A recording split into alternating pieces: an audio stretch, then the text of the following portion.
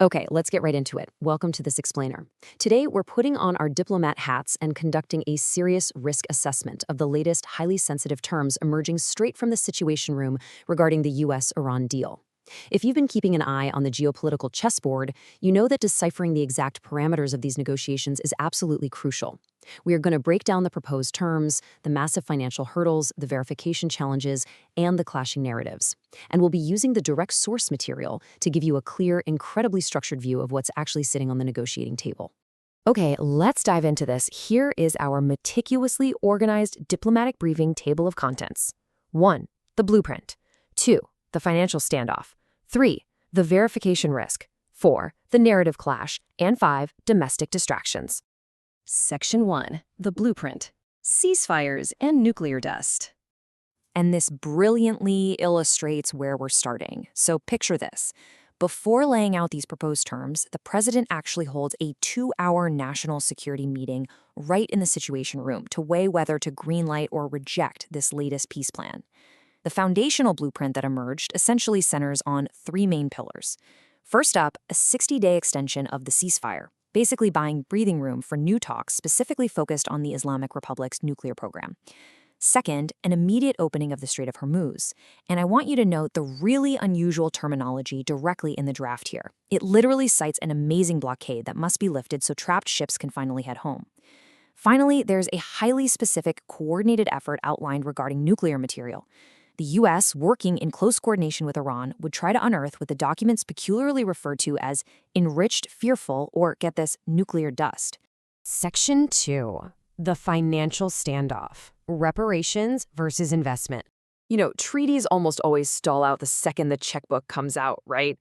Well, a vital caveat in this current draft is that absolutely no money will be exchanged up front. None. And here is why. Early in the negotiations, Iranian officials came to the table demanding anywhere from $300 billion to $1 trillion in reparations for bombardment damage. Just let that astronomical number sink in for a second.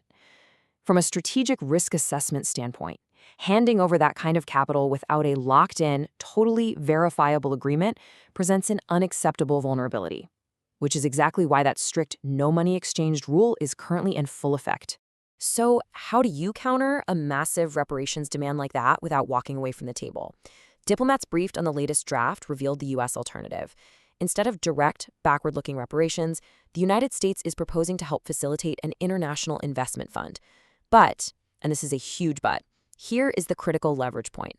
This fund is only unlocked in the event of a finalized, successful diplomatic deal.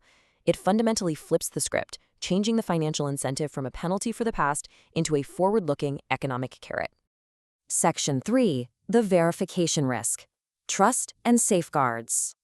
Now, even if both sides shake hands on the financial and logistical terms, we still face immense historical friction over how the U.S. is actually going to verify Iran's claims about its nuclear program. As this assessment bluntly notes, I think we need to make sure we don't let down our guard and we keep watching for them, because we can't trust them. When institutional trust is this depleted, especially when you factor in the historical precedents of international safeguards being skirted, diplomats simply cannot rely on goodwill. It's just not an option. They have to engineer airtight, absolutely foolproof verification mechanisms to mitigate an exceptionally high risk of deception. Section 4. The narrative clash. War versus nuclear talks. Now, what's really interesting about this slide is that we arrive at perhaps the most confounding diplomatic hurdle of this entire scenario. Washington and Tehran are projecting entirely 100% incompatible public stances. On one hand, you have U.S. officials sounding pretty optimistic, claiming there is real substance beneath the bluster.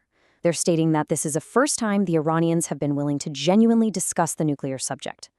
But then, conversely, wires crossing from a spokesperson for Iran's foreign ministry explicitly claim they are only focused on ending the war and are strictly not negotiating over their nuclear program. So, what does this all mean? It leaves us with the ultimate puzzle that diplomats have to solve right now. Does Tehran's statement mean they will absolutely never negotiate the nuclear program? Or does it just mean they're refusing to do so until the war is officially, finally concluded? Adding another layer to this complexity, Iran's parliament speaker publicly claimed that no action will be taken on their end before the other side acts first.